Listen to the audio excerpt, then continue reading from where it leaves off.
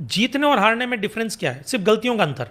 आज अगर हम हार गए, आज अगर हम फेल हो गए, सिर्फ गलतियां सुधारनी है हमारे को, अगली बार के विनर हम ही हैं, ये मान करके चलिए। वैसे एटीट्यूड होना चाहिए। एक बाज जो होता ना, बाज, उसकी एक बड़ी प्यारी सी शायरी है। बाज एक एटीट्यूड वाला पक्षी होता है, उसमें बहुत एटीट्यूड होता है। वो कभी अपना घोंसला नहीं बनाता। उसको जब बोलते सारे पक्षी भाई घोंसला बना दे, बारिश होने वाली होती, बोले तब का तब देखा जाएगा। बारिश जब होती है वो बादलों से ऊपर उड़ जाता है, बादलों को चैलेंज करते हुए लोग क्या बिगाड़ लिया। तो अक्सर कई लोग बोलते हैं कि इसमें क्या हुआ, बादलों के पास वो शक्ति है, वो कर सकते हैं, वो उड़ सकते हैं। ऐसा नहीं है। एक टाइम ऐसा भी आता है जब जो बाज होता है, ईगल होता है, उसके पंख भारी होने लग जाते हैं, उसके नाखून मुड़ने लगते हैं, उसकी चोंच मुड़ने लगती है, उड़ने में उसको दिक्कत आती है, बट वो अपना एटीट्यूड नहीं छोड़ता है। वो क्या करता है, पहाड़ की एक लंबी चोटी पे जाता है।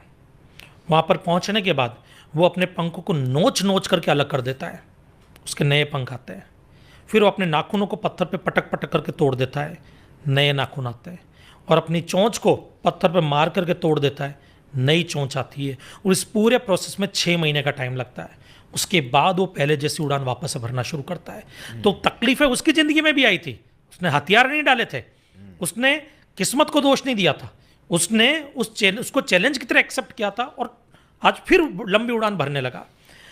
अब आपको जैसे कई लोग होते हैं जो ताने मारेंगे, सुनाएंगे, अरे तुमने ये नहीं किया, वो नहीं किया, तुमको ऐसा करना चाहिए था, ये तुमसे नहीं हो सकता, वो नहीं हो सकता। तो मैं आपको बात बोलूँगा कि बाज है ना, उससे कोई पक्षी पंगा नहीं लेता।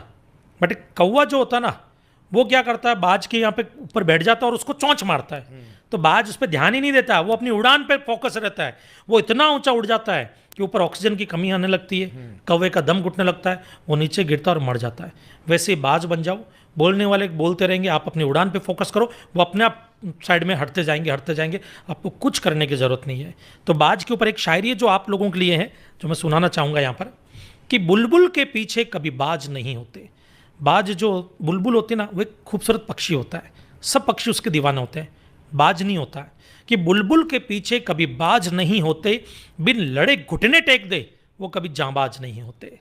बुलबुल के पीछे कभी बाज नहीं होते, बिन लड़े घुटने टेक दे वो कभी जांबाज नहीं होते। दुनिया में आए हो तो सर उठा करके जीना दोस्तों, क्योंकि झुके हुए सरों पर कभी ताज नहीं होते। तो ये चीज़ हमेशा याद रखना आप, कि अगर आप चाहते हो दुनिया में आगे बढ़ना, राजा बनना, तो वो एटीट्यूड रखो, ना कि एक फेलियर वाला, कायर वाला। वो एटीट्यूड नहीं रखना हमारे को। टॉप क्लास का एटीट्यूड रखना कि हार तो हम कभी नहीं मान सकते, तो ही मंजिल मिलेगी।